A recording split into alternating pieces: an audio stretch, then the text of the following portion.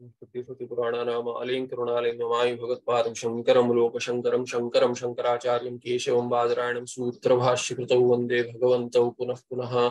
ईश्वरो गुरुरात्मेति मूर्तिभेदविभागिने व्योमवद्व्याप्तदेहाय दक्षिणामूर्तये नमः। श्रीचिद्घनगणेशाय नमो मह्यं सुखं नित्यं स्वप्रकाशं व्यापकं नाम रूपयो अधिष्ठानं बुद्धिर्बोध्यं बुद्धेर्दृक्यत्व निर्गुणपारं सर्ववेदान्तवेद्यं प्रत्यक्परं तद् मत्तोऽन्यरिति मे निश्चिता मतिः।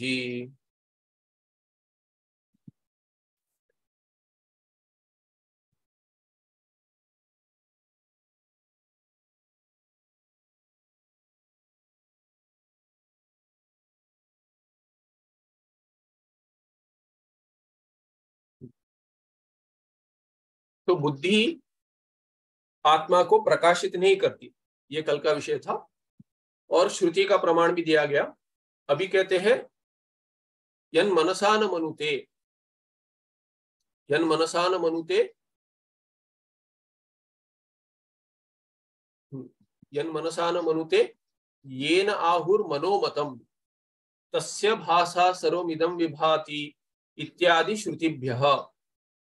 और श्रुति भी है जिसमें कहते हैं यन मनसा न मनुते, जो आत्मा ब्रह्म तत्व मन से नहीं जाना जा सकता, किंतु मन जो है येन ब्रह्मणा ब्रह्मात्मना मनुते, जो मन भी अपना कार्य ब्रह्म तत्व ब्रह्मात्म तत्व की वजह से ही कर रहा है।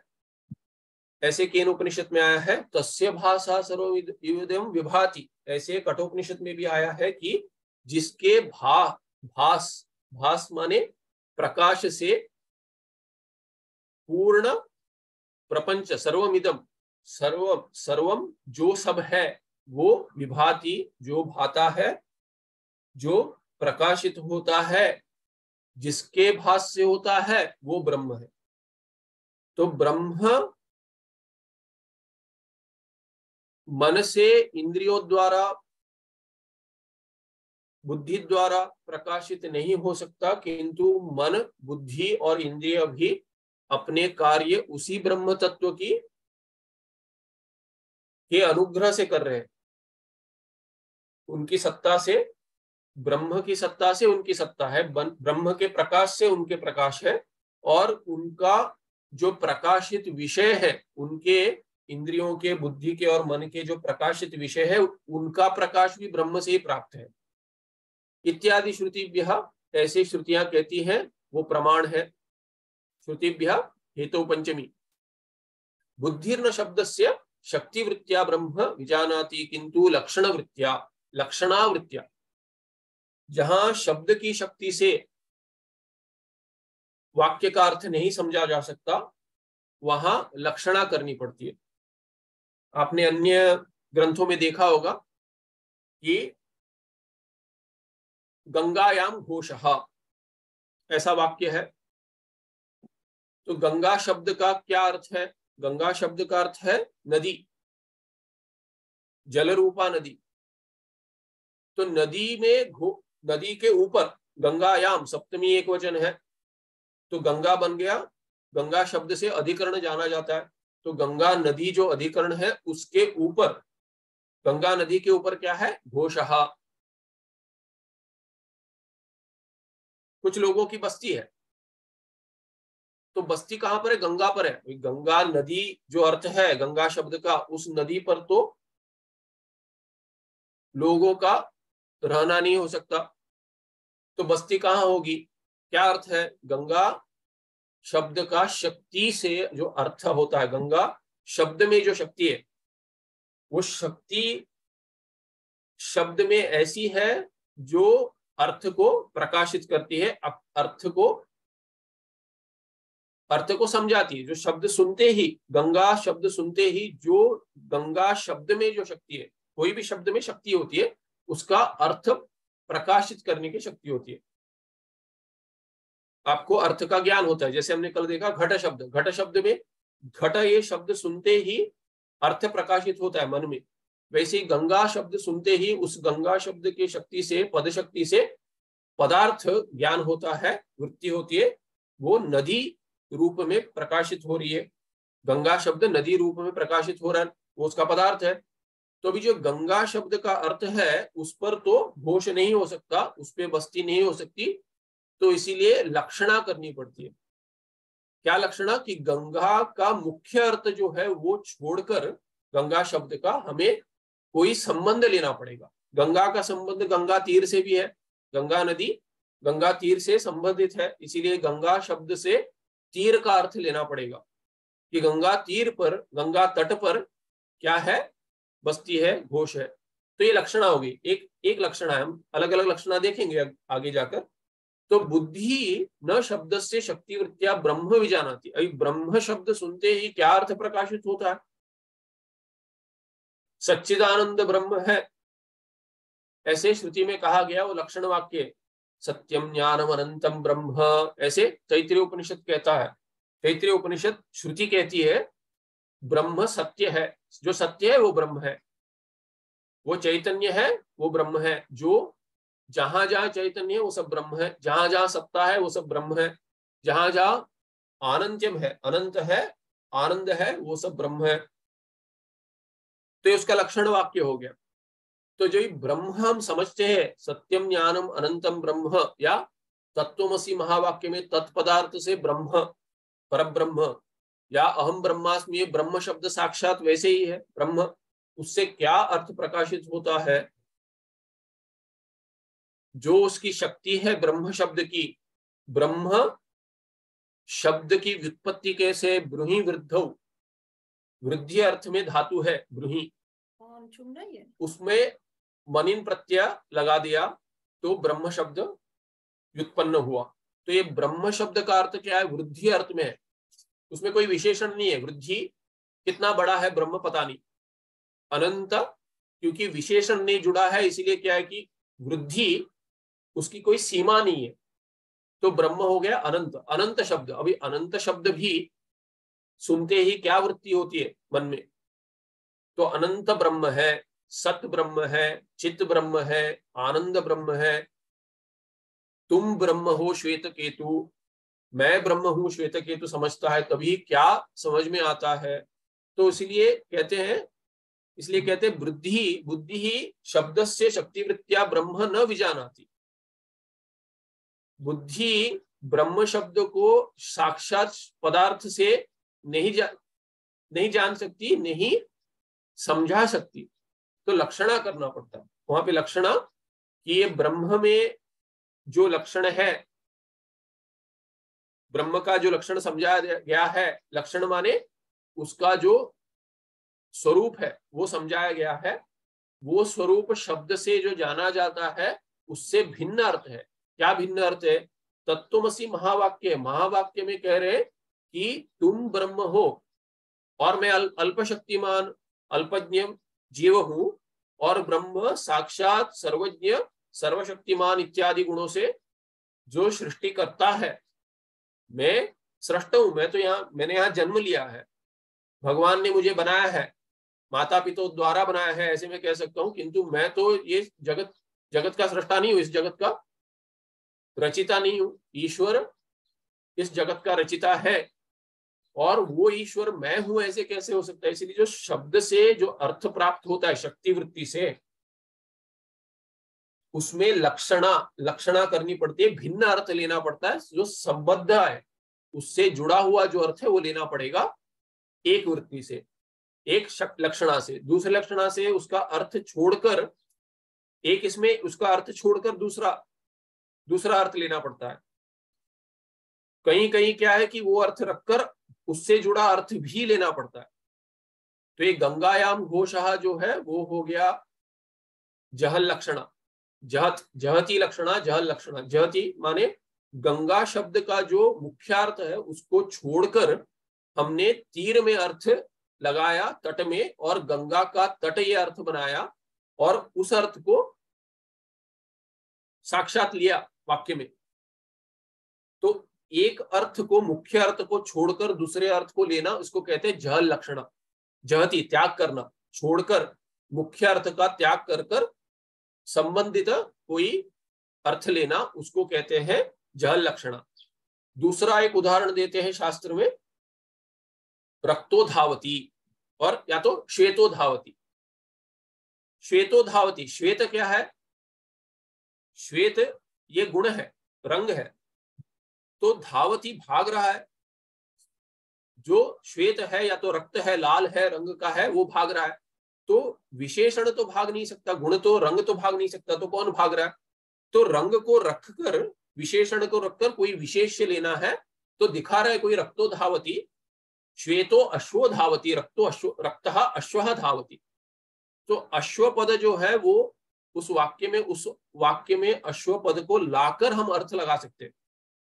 नहीं तो केवल जो शक्ति वृत्ति है, वाक्य की जो शब्द है, उस शब्दों का जो शक्ति है, उस शब्दों की जो शक्ति है, उससे क्या ग्रहण होता है कि लाल भाग रहा है या श्वेत भाग रहा है।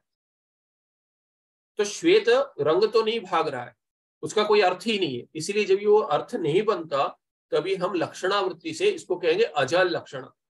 अजहती लक्षणा, अजल लक्षण कर्मधारया समास है, तो अजहती यानी बिना मुख्यार्थ का त्याग किए जो शब्द है, श्वेत या तो रक्त, रक्तो धावती में रक्त शब्द है, वो रक्त शब्द का त्याग बिना किए उसका विशेष भी जोड़ दिया, अश्वः, श्वेत अश्वः या तो रक्त अश्वः धावती, घोड़ा भाग रहा है। श्वेत घोड़ा या तो रक्त घोड़ा भाग रहा है, लाल घोड़ा भाग रहा है, ये अर्थ बनता है। इसको कहेंगे अजहत लक्षण। कभी कभी दोनों करना पड़ता है कि थोड़ा त्याग करना पड़ता है अर्थ का, और थोड़े अर्थ का जुड़ाव भी होता है, कोई अर्थ जोड़ना भी पड़ता है, तो उसको कहेंगे जहद अजहल लक्षण। जहती और अजहती लक्षणा दोनों किसी लक्षणा में आवश्यक है, उसको कहेंगे जहद अजहल लक्षणा, या तो कहीं कहीं कहते हैं भाग त्याग लक्षणा। भाग का त्याग किया और भाग को रखा। और ऐसी लक्षणा कहाँ आवश्यक है? ब्रह्म को समझने में। तत्वमसि महावाक्य में जहां जहां विरोध है, अल्पशक्ति का, जीव के अल्पशक्ति का, और ईश्वर के परब्रह्म के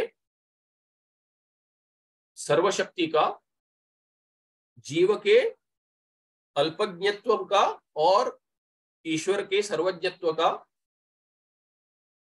ईश्वर के सृष्टिकर्तृत्व का और जीव के भोक्तृत्व का, या तो सृष्ट पदार्थ, जीव जो है वो बना हुआ है, शरीर बना हुआ है, जीव शरीर से जुड़ा हुआ कहता है मैं भी बना हूं, ईश्वर ने बनाया है मेरी रचना की।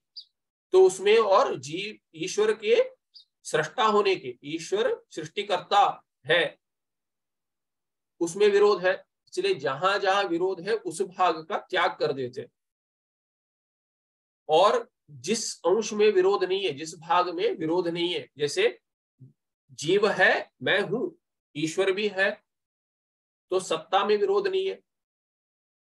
ईश्वरः अस्ति, अहम अस्मि, सत्ता में विरोध नहीं है, तो उसका त्याग नहीं करेंगे। अजहती लक्षणा, वहां पे जहती और अजहती दोनों भाग त्याग होगा, और जहां विरोध नहीं है वहां भाग त्याग नहीं होगा। तो सत्ता में विरोध नहीं है, मैं चैतन्य हूं, मैं हूं, स्फुरण हो रहा है, कोई दूसरा कह नहीं रहा तुम हो, मुझे स्वयं पता है कि मैं हूं, इसीलिए चैतन्य स्वरूप हूं, ये भी मैं जानता हूं।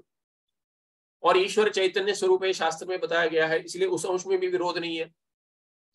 सुषुप्ति में मैं जब भी सोता हूं, मैं उठकर कहता हूं आनंद से सोया, हमने कल देखा था, तो इसीलिए मैं आनंद स्वरूप हूं। आनंद अंश में भी विरोध नहीं है। शास्त्र कहता है कि भगवान परमेश्वर परमात्मा परब्रह्म आनंद स्वरूप है, इसीलिए सत चित्त और आनंद अंश में विरोध नहीं है। तो तत्वमसि अहम ब्रह्मास्मि, इन वाक्यों में जिन अंशों में सच्चिदानंद अंश में विरोध नहीं है उसको रखेंगे, और जहां जहां जिस जिस भाग में जिस जिस अंश में विरोध है उसका त्याग करेंगे। तो ये हो गया भाग त्याग लक्षणा। इस लक्षणा से बुद्धि में अर्थ जो प्रकाशित होगा, अच्छा श्रुति कह रही है कि मैं सच्चिदानंद तत्व हूं जो परमात्मा से अभिन्न है, ऐसे दो सत्ता नहीं हो सकती, ऐसे दो चैतन्य नहीं हो सकते, ऐसे दो आनंद भी नहीं हो सकते।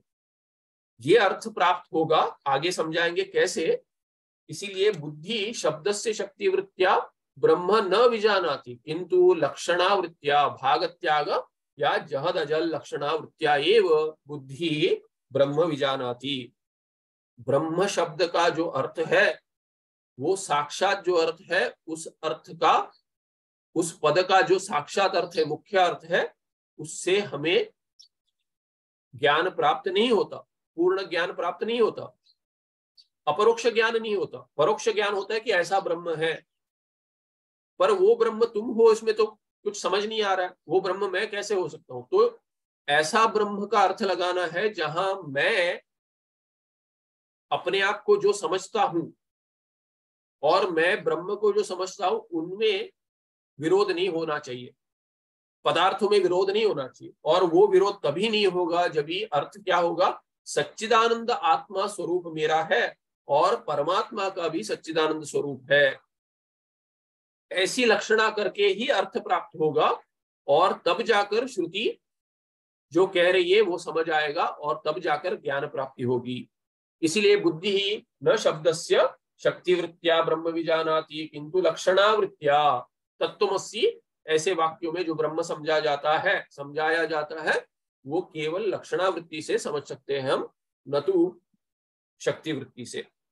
इसीलिए बुद्धि जो कार्य कर रही है उसमें शब्द वृत्ति जो समझाती है उसमें बुद्धि का कार्य पर्याप्त नहीं है। इसीलिए बुद्धि साक्षात नहीं ज्ञान दिलाती किंतु लक्षणावृत्ति से ज्ञान दिलाती है। आगे क्या कहा है, मल विक्षेपादि दोष युक्ता बुद्धि न ब्रह्म विजानाति किंतु तद्रहिता। अभी बुद्धि अगर ज्ञान नहीं देती तो ज्ञान के लिए कोई दूसरा साधन तो है नहीं। क्या साधन है? ज्ञान बैठ के तो ताल बजा के तो नहीं प्राप्त होगा, आसन आदि करके भी प्राप्त नहीं होगा, ज्ञान तो बुद्धि से ही प्राप्त होगा। तब क्यों कहा कि बुद्धि से नहीं प्राप्त होगा? तो कहते हैं बुद्धि से प्राप्त होगा, पर बुद्धि अभी जैसी है, जो अज्ञान अवस्था में, जो अशुद्ध अवस्था में, जो संसारी अवस्था में जो जीव संसारी है, रोजमर्रा की जिंदगी जो जी रहा है, जीवन जो जी रहा है कि आगे क्या करूंगा, आज कैसा दिन जीऊंगा, कल क्या करना है, 5 वर्ष की योजना क्या है, बुढ़ापे में क्या करूंगा, बच्चों का विवाह कराना है कि अभी पढ़ाई पर्याप्त नहीं है, आगे पढ़ाई करानी है, इसमें पूरा उलझा हुआ जो जीव है उसकी बुद्धि केवल इंद्रियों द्वारा बाहर खींची जा रही है। परांची खाणी व्यतुरण स्वयंभू, श्रुति कहती है सभी जीवों की इंद्रियां बाहर ही सीमित रहती है जन्म से ही। परमात्मा ने बनाया ही ऐसा है। क्यों बनाया है? क्योंकि जीव करता है, उसको भोग चाहिए। मैं भोगता हूं, मुझे पुत्रों द्वारा भोग चाहिए, पति पत्नी द्वारा भोग चाहिए, पुत्र माने बच्चों द्वारा, भाई बहनों द्वारा भोग चाहिए, फिर क्या चाहिए, मित्रों द्वारा भोग चाहिए, सभी विषय बनते हैं। और अन्य घटपट आदि प्रपंच जो है ये सब मेरे भोग के लिए बने हैं। तो जो स्नेह प्रीति चाहिए या विषय चाहिए, उसमें सब सुख ढूंढ रहा है जो जीव, उसको भोग चाहिए, इसलिए वो कर्ता बनता है। तो कर्तृत्व नहीं छोड़ता, भोक्तृत्व छूट नहीं सकता। इसलिए कर्ता भोक्ता जीव अनादिकाल से जन्म ले रहा है,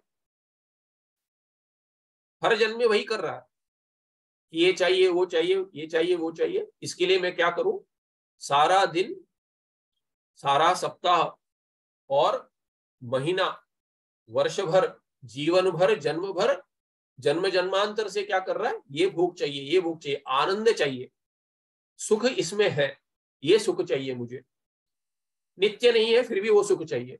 तो ये करते करते करते करते जो जीव जिस अवस्था में है उसकी बुद्धि भी उसी अवस्था में है। बुद्धि पूरी उसी में लगी हुई है कि जीव को मैं क्या दूं। जीव क्या कर रहा है कि ये बुद्धि मुझे जो जो मुझे चाहिए वो बुद्धि कैसे दिलाए, उस रूप में मैं बुद्धि को रखूंगा। बुद्धि तीव्र चाहिए, पर कैसी तीव्रता होनी चाहिए बुद्धि के लिए? बुद्धि की तीव्रता जीव को कैसी चाहिए? जीव को विषय लाभ के लिए जो बुद्धि चाहिए, उसके जो रचना करने के लिए चाहिए वैसी बुद्धि चाहिए, किंतु शुद्ध बुद्धि नहीं चाहिए। ऐसी बुद्धि नहीं चाहिए जो प्रश्न उठाए कि संशय अगर हो, मन में संशय होता है, निश्चयात्मिका बुद्धि ऐसी निश्चय ना ले कि जन्म जन्म से जो कर रहे हो, या तो अनुभव सिद्ध जो है इस जन्म में भी देखो कि क्या क्या किया है तुमने, और तुम्हें नित्य सुख की प्राप्ति हुई है या ना नहीं हुई है। ऐसा प्रश्न बुद्धि, ऐसे प्रश्न का निश्चय ना करे। ऐसे प्रश्न का अगर निश्चय करे बुद्धि, तो जीव विषयों के पीछे नहीं भागेगा। तो शुद्ध बुद्धि क्या है? ऐसी तीव्रता लाती है कि ऐसे प्रश्न का निवारण करती है कि क्या मुझे जो जो चाहिए था वो जब जब मिला है, उस लाभ से मुझे नित्य सुख प्राप्त हुआ है कि नहीं। मैं सुख ढूंढ रहा हूं, मैं हर विषय से जो संबंध रखता हूं या चाहता हूं, उस विषय से मैं सुख का लाभ करना चाहता हूं। ये तो स्पष्ट है, प्रयोजन तो है, सुख ही प्रयोजन है, मुख्य प्रयोजन तो सुख ही है। अगर मैं अपना कुछ है जो किसी दूसरे को भी दे रहा हूं, इसलिए दे रहा हूं क्योंकि उस दूसरे की हंसी में मुझे सुख मिल रहा है। अगर मैं दान भी कर रहा हूं, क्यों कर रहा हूं? पुण्य लाभ के लिए कर रहा हूं। चलिए पुण्य लाभ के लिए नहीं कर रहा हूं, मैं शास्त्रों में विश्वास नहीं रखता हूं, तो भी मैं अगर बच्चों को कोई मिठाई दे रहा हूं, चॉकलेट इत्यादि दे रहा हूं, क्यों दे रहा हूं? क्योंकि वो उस बच्चे की जो हंसी है उसमें मुझे सुख प्राप्त होता है। तो मेरा सुख उसमें छुपा हुआ है, मेरा सुख उसमें, उस दान में भी छुपा हुआ है। ये स्पष्ट है, अगर विचार करते हैं तो ये स्पष्ट है, और इसमें कुछ गलत नहीं है। गलत कुछ नहीं है कि मैं सुख चाहता हूं, किंतु उस सुख में नित्यता है कि नहीं। अगर मैं सोचता हूं, विचार करता हूं कि आज तक मैंने जो जो किया है उसमें मुझे सुख तो मिला है, इसलिए मैं बार बार करना चाहता हूं, किंतु उसमें अगर सुख होता तो वो नहीं जाता, प्राप्त होने के बाद सुख क्यों जाता? इसका अर्थ यह है कि विषय में सुख नहीं है, और विषय से जो मुझे सुख मिला वो नित्य नहीं है, और मैं चाहता हूं वैसा मोक्ष जो नित्य सुख रूप है। सुखम नित्यम ऐसे है, मंगलाचरण श्लोक में भी सुखम नित्यम, ऐसा सुख चाहिए जो नित्य है, वो ब्रह्म का स्वरूप है, जो मेरा स्वरूप है। और ये जानने के लिए बुद्धि तीव्र होनी चाहिए। इसीलिए कहते हैं मल विक्षेपादि दोष युक्ता, जो कामादि, काम कर्म, अविद्या काम कर्म, ये मल है। ऐसे मल से जो आवरण है, जो मेरा आनंद स्वरूप ढका हुआ है, और प्रपंच में जो विषय में सुख दिखा रहा है ऐसा विक्षेप है, ऐसे विक्षेपादि, मल विक्षेपादि दोष युक्ता बुद्धि ही, जो बुद्धि ऐसे दोषों से युक्त है, ऐसे दोष है इस बुद्धि में, संसारी जीव के बुद्धि में ऐसे दोष है, मल विक्षेप आदि, ऐसी बुद्धि ब्रह्म को नहीं जान सकती। बुद्धि द्वारा, ऐसे अशुद्ध बुद्धि द्वारा ब्रह्म नहीं जाना जा सकता। किंतु ज्ञान के लिए बुद्धि आवश्यक है, तो कैसी बुद्धि चाहिए? किंतु तद्रहिता, माने मल विक्षेप आदि दोष रहिता बुद्धि ही ब्रह्म विजानाति। तद्रूपा बुद्धि, शुद्ध बुद्धि तो अपेक्षिता है, ऐसी बुद्धि तो चाहिए ही चाहिए, बिना बुद्धि के ज्ञान तो नहीं होगा। इसीलिए बुद्धि को अगर हम कहेंगे कुछ आवश्यकता नहीं है, सुषुप्ति में बुद्धि नहीं होती, आनंद तो है पर ज्ञान प्राप्त नहीं हो सकता सुषुप्ति में। समाधि में भी ज्ञान प्राप्ति तो नहीं हो सकती, आनंद प्राप्ति हो सकती है, किंतु बुद्धि अगर लीन हो गई तो उससे कुछ लाभ तो नहीं मिलेगा, ज्ञान रूप लाभ तो नहीं मिलेगा। और ज्ञानेन मोक्ष, ये स्पष्ट है। इसीलिए बुद्धि साधन है, किंतु मल विक्षेप आदि दोष रहिता बुद्धि साधन है। मलय विक्षेपादि दोष युक्ता बुद्धि साधन नहीं है आत्मज्ञान के लिए, ब्रह्म ज्ञान के लिए। शास्त्राचार्य उपदेश शमदमादि संस्कृतम मनः आत्मदर्शने कारणम इति गीता भाष्य वचनात्। ऐसा क्यों कहते हैं? गीता भाष्य स्मृति प्रमाण भी है। गीता में भगवान भाष्यकार कहते हैं शास्त्राचार्य, शास्त्र और आचार्य उपदेश, शास्त्र के उपदेश से और आचार्य के उपदेश से, एक समास हो गया द्वंद्व रूप, या शास्त्र का आचार्य द्वारा उपदेश जो होता है उससे क्या प्राप्त होता है? शमदमादि। और शमदमादि को अलग भी देख सकते हैं। शमदमादि ये साधना चतुष्टय में षटक है, 6 गुण है, शमदम इत्यादि ये, और शास्त्राचार्य का उपदेश जो है उनसे जो संस्कृत मन है, मन जो संस्कृत होता है, यानी मन में जो शुद्धता प्राप्त होती है, मन को जो शुद्धता प्राप्त होती है, वो आत्मदर्शने कारणम। वैसा मन, मन यानी अंतःकरण, अंतःकरण ही मन भी, मन का भी काम करता है, चित्त का भी, स्मृति का भी काम करता है, बुद्धि का भी काम करता है, और अहंकार रूप में भी प्रतीत होता है। तो मन, अंतःकरण, बुद्धि ये आत्मदर्शन के लिए कारण है। कैसी बुद्धि, कैसा मन? जो संस्कृत है, संस्कृत जिसमें संस्कार है। कैसे संस्कार है? शमदमादि संस्कार है। ये आगे देखेंगे इसके अर्थ। इति गीता भाष्य वचना, ऐसे भगवान भाष्यकार का वचन है गीता में, गीता के भाष्य में। असौ बुद्धिरपि फल व्याप्त्या न ब्रह्म विजानीयात् किंतु वृत्ति व्याप्त्या एव। और ये बुद्धि पहले बताया कि फल व्याप्ति से ब्रह्म नहीं जानती है, किंतु वृत्ति व्याप्ति से। एक तो हमने देखा कि शब्दार्थ जो है, शक्ति से जो मुख्यार्थ है, उससे तो ब्रह्म का ज्ञान नहीं होगा, किंतु लक्षणा करनी पड़ेगी, भागत्याग लक्षणा करना पड़ेगा। और अभी कहते हैं, पहले जो बताया था, ये बुद्धि भी फल व्याप्ति से ब्रह्म को प्रकाशित नहीं करती। फल व्याप्ति क्या है? जहां प्रकाश नहीं है, स्वयं प्रकाश जो नहीं है, घटपट आदि प्रपंच, वहां पे फल व्याप्ति की आवश्यकता है। वृत्ति व्याप्ति तो चाहिए अज्ञान का आवरण भंग करने के लिए, किंतु घटपट तो अपने आप प्रकाशित नहीं होगा, इसलिए आत्मा ब्रह्म का प्रकाश चाहिए, वृत्ति का प्रकाश चाहिए, उसको फल व्याप्ति कहेंगे। और ये बुद्धि ब्रह्म को फल व्याप्ति नहीं दे सकती।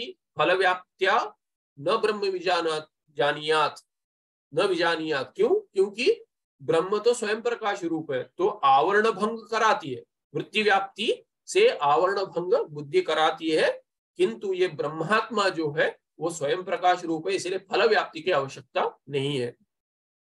इसमें नीचे देखें, वृत्ति प्रतिफलित चिदाभास विषयत्व फल व्याप्ति ही, केवल वृत्ति विषयत्व वृत्ति व्याप्ति ही।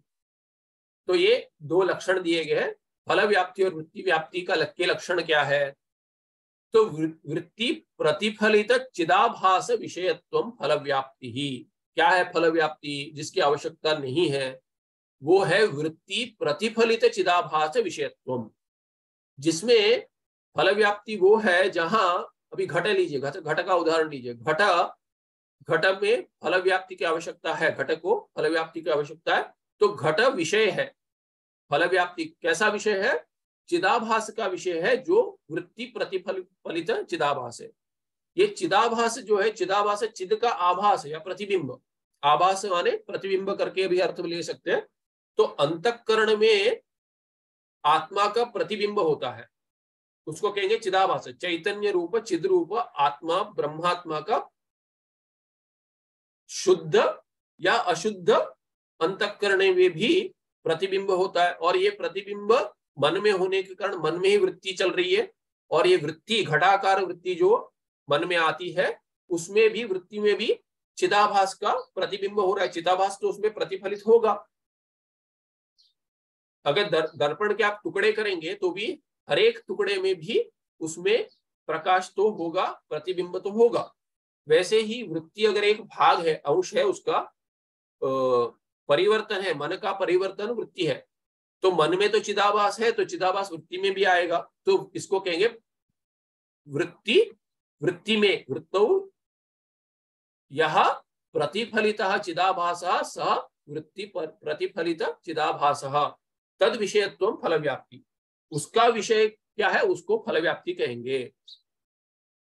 तो घट उसका विषय बना, घट वृत्ति में विषय है, घटाकार वृत्ति में घट विषय है, और घट किसका विषय, अभी ये चिदाभास जो है प्रतिबिंबित हुआ है वृत्ति में, प्रतिफलित चिदाभास जो है उसका विषय बन गया।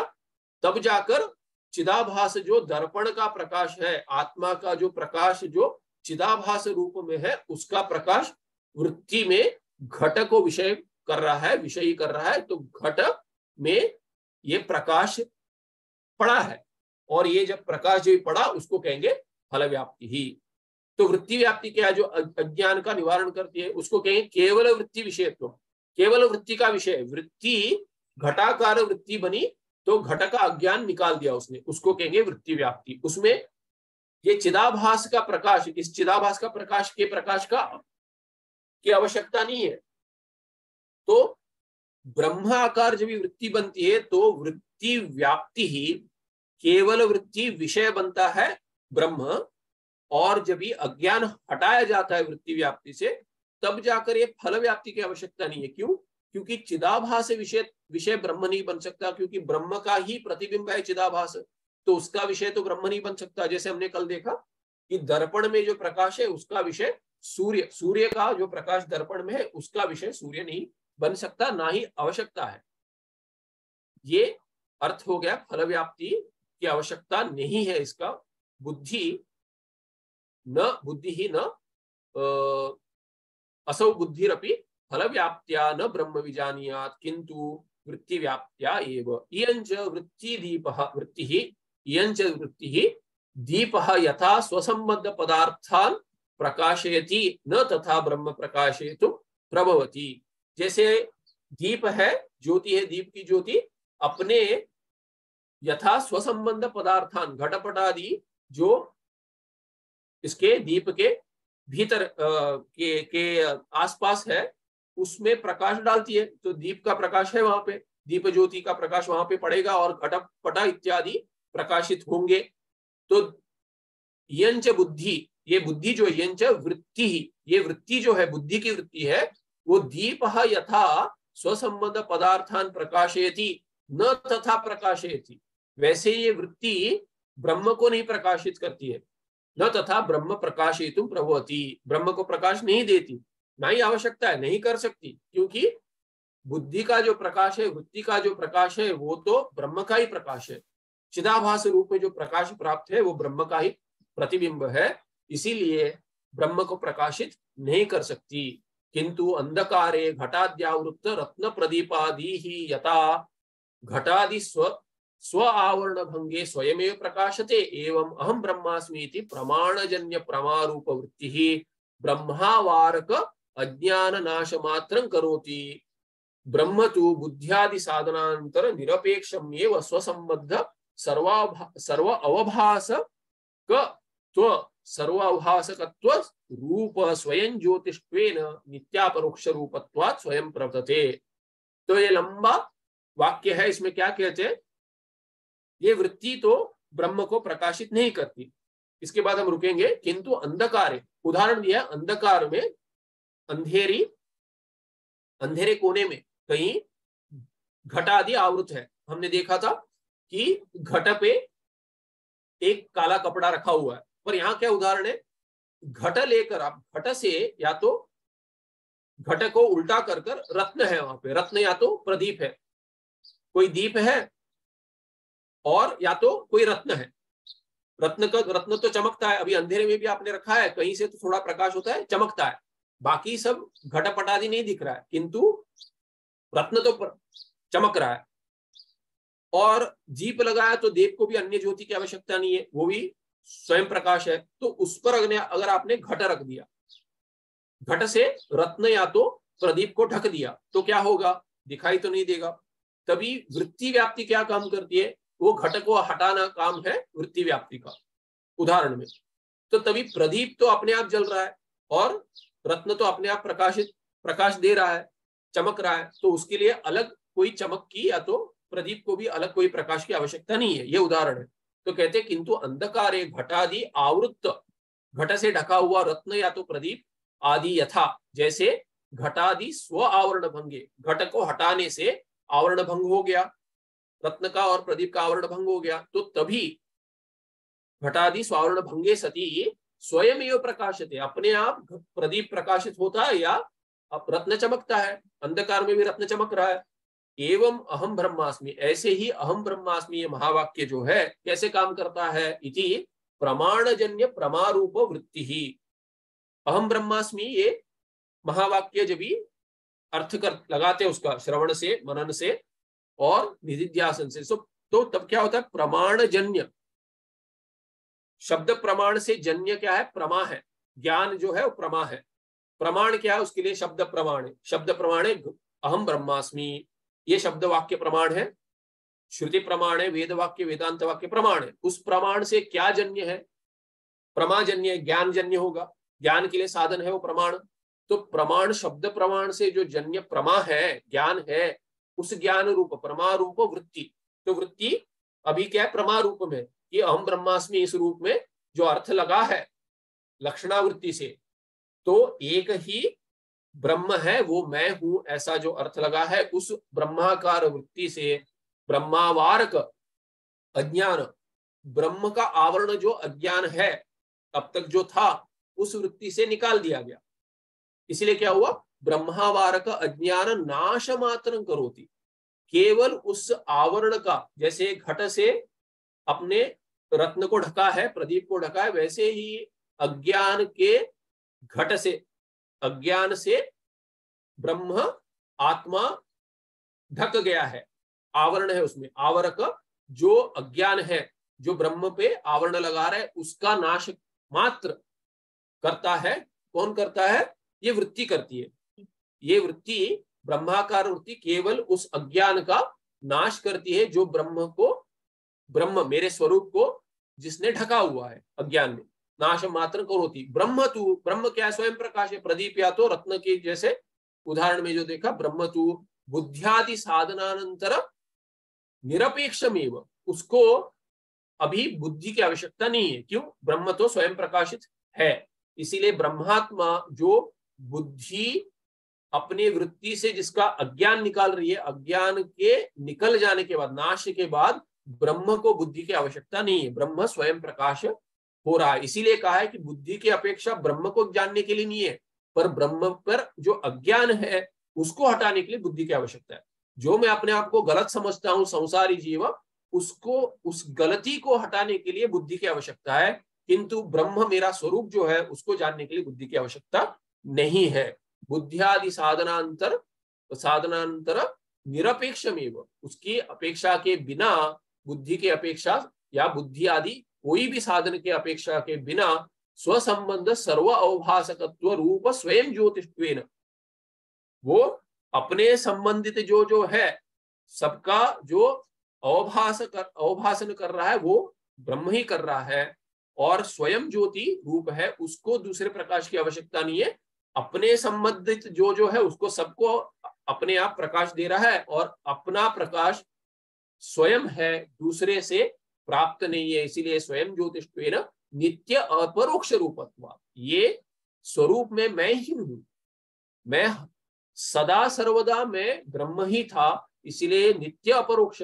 जब भी संसारी अवस्था है, अज्ञान अवस्था है, तभी भी जब भी मेरा स्वरूप ढका हुआ है, बुद्धि निकाल नहीं पाई है अज्ञान को, तभी भी मैं अपरोक्ष रूप में ही था, मैं आत्मा ही था, ब्रह्मात्मा ही था, केवल नहीं जानता, जानता था नहीं जानता था, और अभी जान रहा हूं, ये भेद है। इसलिए नित्य अपरोक्ष रूपत्वात् स्वयं प्रतते, मेरा स्वरूप ही है। मैं ये नहीं कह सकता हूं कि मुझे ढका हुआ है इसलिए मैं अपने आप को ठीक नहीं जानता था, नहीं जानता था नहीं कह सकता हूँ, ठीक नहीं जानता था ये कह सकता हूं, क्योंकि कोई नहीं कह सकता कि मैं अपने आप को नहीं जानता हूं। कोई पूछे आप क्या हो, तो मैं पुरुष हूं, स्त्री हूं, बालक हूं, बालिका हूं, इंजीनियर हूं, डॉक्टर हूं, टीचर हूं, ये सब मैं कहता हूं।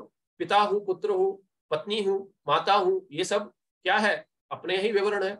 तो कोई नहीं कहता मैं नहीं जानता, कोई कहता कि आप कौन है, मैं नहीं जानता कोई नहीं कहता, गलत ही कहता है किंतु कहता है।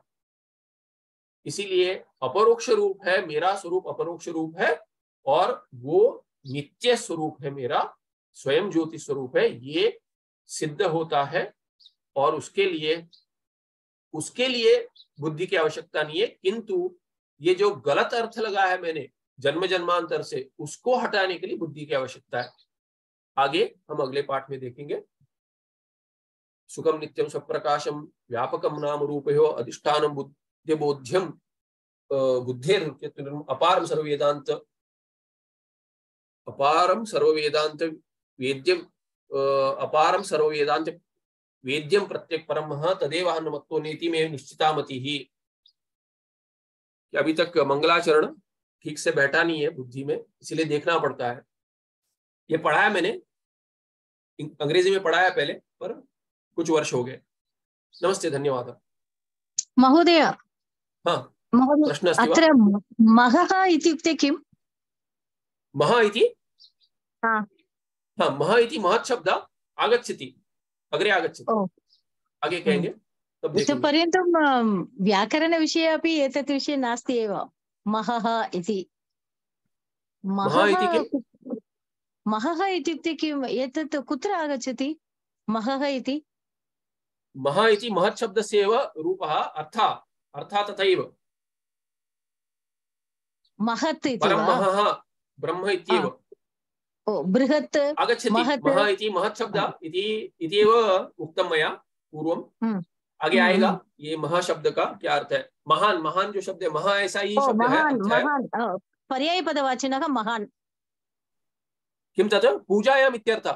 पूजायां महा ऐसा ये धातु भी है, महापूजायाम्।